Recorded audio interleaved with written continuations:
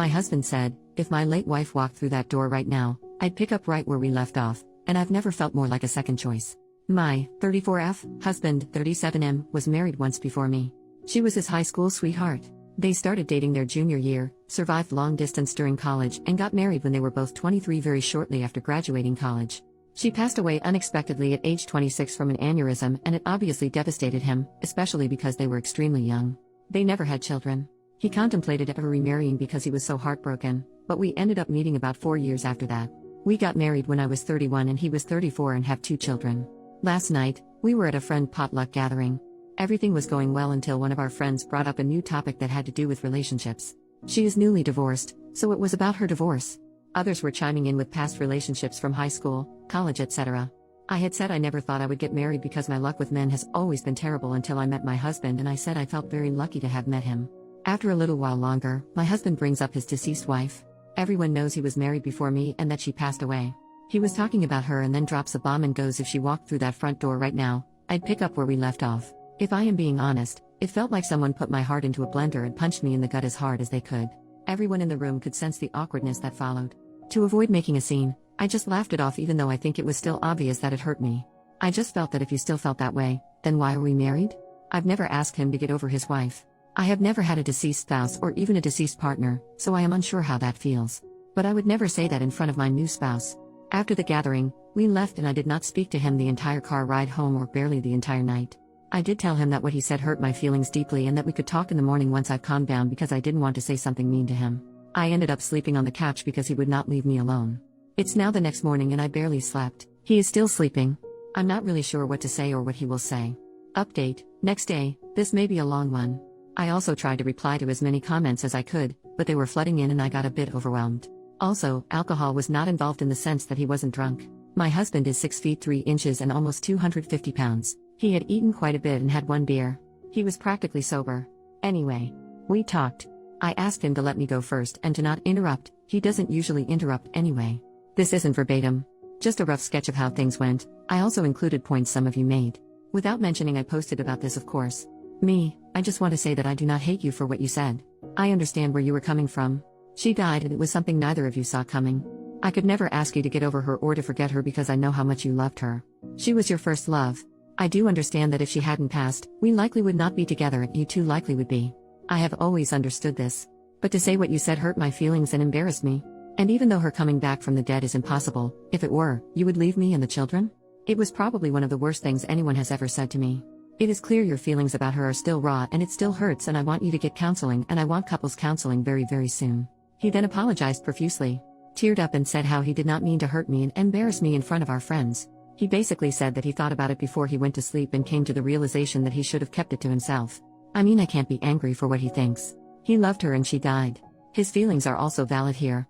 Also said that he would never leave me and the children, and that what he said was just a poorly thought out and poorly worded statement. That he was not thinking clearly, and when he said it, he immediately felt that maybe it came out wrong. I asked him how he would feel if I said that to him. He says, yeah. It's bad. I know. I shouldn't have said it. I wouldn't be happy. I know you aren't happy. I should have apologized in front of everyone as soon as I said it, or not have said it at all. I then asked him to think of the children and said, it's like you saying, hey, children's names, if my dead wife walked through the door, I'd pack my bags and never speak to you guys again, and then it really got uncomfy. After some silence, I had no idea what to say after that. He asked me if I wanted to divorce. So I asked him why he would think I would want a divorce, just to see what he would say. He says he doesn't know. I didn't answer his question and said we needed to look into counseling. That he needed to get counseling for himself and that we would go to couples counseling. And if the answer is no, I am not interested in moving forward. This isn't 100% about the comment anymore. I need to know if he is willing to make the necessary changes and put in the work to fix what he messed up. Because if he were to dismiss my feelings or not want counseling, it means he doesn't think this was that serious and that he may not take me seriously. I also said this to him.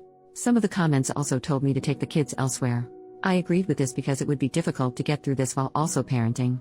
I've got a very young daughter and a son that is a toddler. They are currently with my parents for the weekend and I'll be getting them Sunday night, so this gives us time to really work. He suggested he sleep on the couch instead of me. I have nowhere else to go. I haven't told my parents because I really would like to keep this between me and him as much as possible. Family and friends jump to judge too fast and sometimes offer extreme and harmful advice, and it's also embarrassing. Luckily we both have very good insurance that will help with counseling. I told him that it seems like whatever counseling he got after her death was not enough and that he was not consistent with it like he should have been. With trauma like that, I personally would have been in counseling for years before I even considered remarrying. He agreed. He was only in it for about a year and then stopped once he moved away from his hometown. Never got back into it. He also agreed to the individual and couples counseling. Kept apologizing. Kept telling me he loved me all day. It was also so difficult to be around him because he kept looking at me. I couldn't think. It was like he would try to say something and then he would just stare and not say anything. With the kids gone, there's nothing to really do except talk, so we talked again right before dinner time. He asked me if I wanted him to cook or buy something. I still was not hungry, to be honest. So I just told him he could pick something up for himself and that I wasn't hungry, and that prompted the second discussion. I realized he must feel very bad because he noticed I hadn't really eaten much all day. Kept asking me to eat. I wasn't sulking too bad or anything. Just doing my usual tasks, but not speaking or eating as much, and because we're home together all day, he noticed this. He asked me one more time to please eat dinner with him, so I agreed. During dinner, he told me that he looked for counselors himself and wanted me to see if I thought they were okay enough and that he would keep looking. Last stretch. After all of that, I told him that we can't really predict anything until we've met with therapists. I don't want him to keep saying sorry. I want work and change. And then maybe we can move forward, but this is the first step. I don't want to just leave him. I'm also not saying divorce is off of the table. I think he is still hurting from her death and his judgment is very, very clouded. If he didn't love me, I doubt he would have apologized so many times and looked for counselors on his own. A man that doesn't love me probably would have made me look or rejected going altogether. Many people were suggesting this. I do not think he doesn't love me. Thought of this myself. Cried about it. Thought of my children. Cried more. I'm not staying for the kids. I'm staying because I want to at least try to fix. If it cannot be fixed, then at least I tried. We were also very close.